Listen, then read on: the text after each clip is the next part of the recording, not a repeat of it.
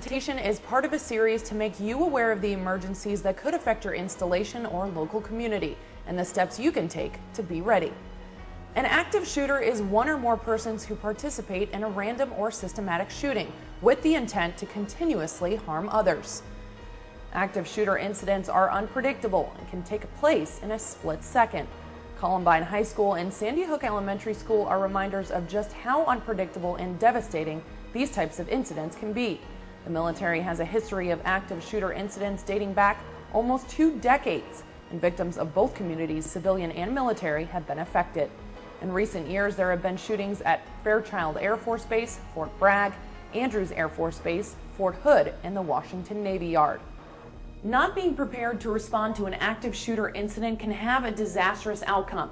The best way to prepare for an active shooter incident is to create an emergency action plan before it's needed.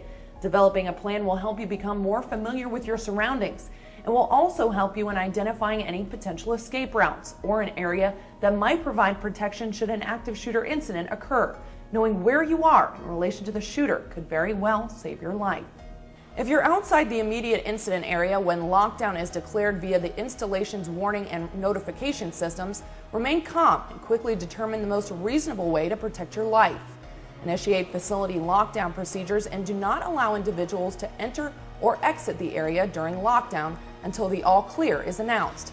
If you're inside the immediate incident area, decide if you should escape, barricade, or fight. Try to escape if the shooter is not close and you have a clear and safe path to an exit. Consider all windows and doors escape routes. Notify others of your escape and make sure not to move toward the threat. An option to consider when escaping is too dangerous is to create a barricade between you and the active shooter. Close and lock all doors. Move heavy objects such as office furniture, printers, and tables in front of entryways. Remain quiet, cover all the windows, and turn off any light sources.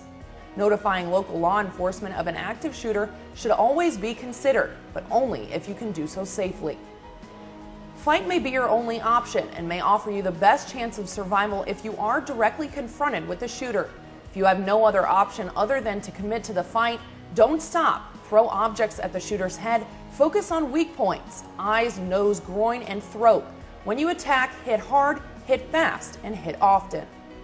When law enforcement arrive, their main priority is to eliminate the threat. Remain calm. Do not panic, scream, or yell.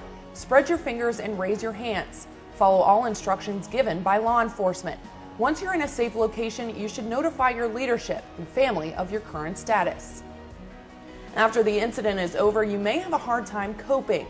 Post-traumatic stress disorder, or PTSD, is the persistent mental and emotional stress occurring as a result of injury or severe psychological shock. Make sure you are able to recognize the signs and ways to cope with PTSD. Hopefully this information has helped you better prepare for what to do before, during, and after an active shooter incident. For more information, please take the time to visit your installation's Office of Emergency Management or the Be Ready website. This has been Corey DeBrinia reporting for the Emergency Management Division of the Air Force Civil Engineer Center. Stay safe and be ready.